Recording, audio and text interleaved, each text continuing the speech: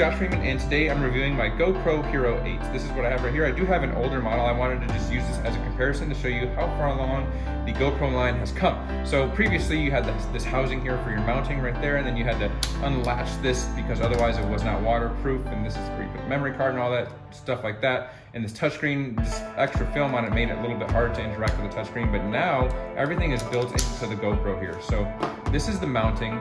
This is the housing for it, and it's built in, so you just unscrew that, and bam, you're good to go. You can use this is what you would put on these clamps right here. You put that inside there, or same thing right there for the chest mount, and that's how you interact with it. It's built in, as I said. The touchscreen is good to go. It's all waterproof as long as it's enclosed here. You don't have the battery exposed like I do, but this is where you would charge it.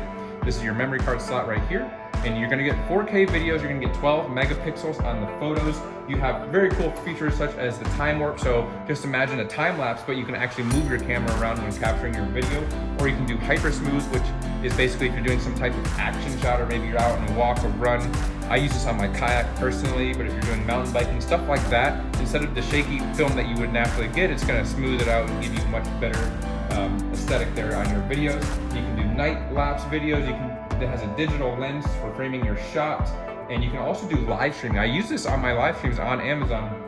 You get 1080p visuals on the camera, which is very nice. I've been very happy with that feature. It's a recent upgrade to the 8 and 9, only moving forward, so that is a very nice feature to have on this. I've been very happy with my GoPro. I do plan on getting the 9.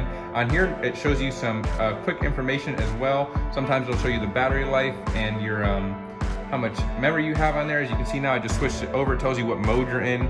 And so, you know, you get a bunch of quick options there. This is also how you interact with it. So if you want to go in time warp, time lapse, night lapse, right? You have all your different options right there from this home screen, and gives you the battery life and how much time you have on your memory card. I have been very, very happy with this model and would strongly